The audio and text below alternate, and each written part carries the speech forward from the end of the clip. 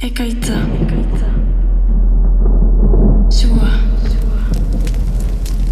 errautsak, berpiztea,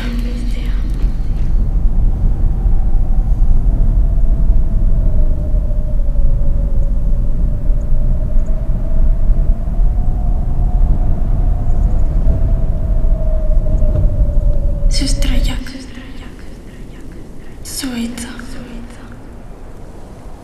basoa, mendi eta itsaso, gure lurra.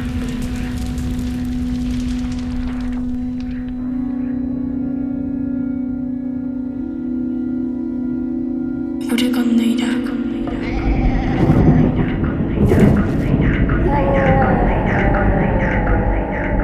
sinesmenak eta irudimena.